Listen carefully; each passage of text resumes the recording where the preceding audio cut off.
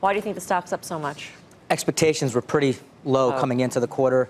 A lot of headwinds facing all the CPG companies. And then there was a Brazilian trucker strike that really basically shut down the Brazilian economy. So any company that has exposure there is definitely seeing some pain.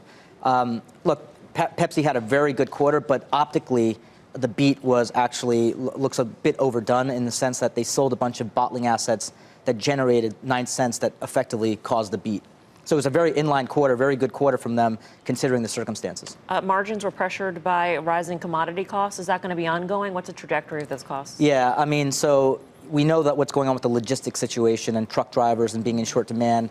Gas prices are going up. Other commodity costs are going up. So we think that commodity costs are going to be a problem for the rest of the year. You know, the theme has been pretty consistent with PepsiCo. The snack side has been strong. Beverage, not so much. Wall Street okay with kind of the strength of the snack business somewhat being offset by the beverages? I know there's been talk from time to time. The company doesn't like to talk about splitting up the company. But is that going to be something you hear more about? Yeah, we think they're going to have to do something a little bit more dynamic than just spend more on advertising. So Coke refranchised all their bottling operations. Their bottlers, independent bottlers, are just executing a lot better than company-owned bottlers or Pepsi's own bottling. So we think Pepsi at some point is going to have to unleash and offload its bottling assets so they can be in the hands of operators that do this for a living every day, whereas Pepsi can focus on marketing. So we think that that is something they'll need to do, and hopefully we'll get some clarity on that by the end of the year. Coke or Pepsi? Would Coke. you rather? Coke, for Yeah. sure. I mean, Coke has outperformed, generally speaking, over the last, let's call it 12 months since James Quincy's taken over. We just think they have the better strategy in the sense of they've refranchised. They're not focused on just building brands. Pepsi's kind of have to play catch up right now, and that's what they're doing.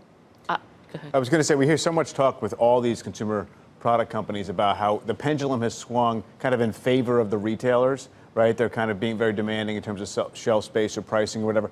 Is that kind of peaked in terms of retailer strength, or can we see the pendulum swing back the other way? Yeah, it's been the age-old debate, right? Who has the power?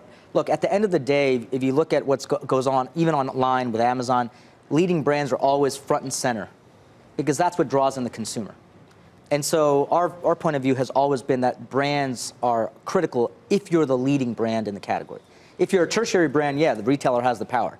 But if you're a leading brand and you're bringing the people into the store because of a deal or what have you, then we still think the leading brands have a lot of power in the marketplace. And private label's not that much of a threat for like PepsiCo's brand portfolio? No, I mean private label, generally speaking, in salty snacks and beverages is pretty subdued. You see private label become more of an issue in food and some of the household personal care areas, but beverages has actually been pretty immune. I mean, you would never buy, I don't know, Doritos. on airplanes. No, but that's a good brand. Yeah, that is a good brand for a private label. I just came up with it. They serve them on airplanes, and I do. Fake Doritos. Yeah, when you pick them, and I eat them. I do. You still eat them, right? I'll eat anything. On planes, aren't you hungry on planes? Anything they deign to give me after sitting on the. It's a captive audience, right? Yeah, it is. Okay. I will say that over the years, it's funny watching it's almost, for a while, it was like Home Depot, Lowe's, and it's just funny watching Pepsi. Because I thought Pepsi we decided that they had the right strategy because they had the snack division, and Coke was struggling 2 years. But now Quincy came in, and you're saying by refranchising, that was Yeah, I mean, that took 5 years, by the way, to get done. And so now Pepsi paying does off. it. And by the way, that's another thing that's waxed and waned over the many years, right? right? They You buy them in, and then you sell them off. Look, there's a whole, I mean, not enough for this segment, but there's a whole rationale on why they had to buy the bottlers to begin with. Because the investment bankers decided it was a good move, and then it was a better move to sell. I mean, the Viacom CBS thing is the funniest thing. Those two companies, are you nuts? We got to split these up. The pharmacy benefit managers.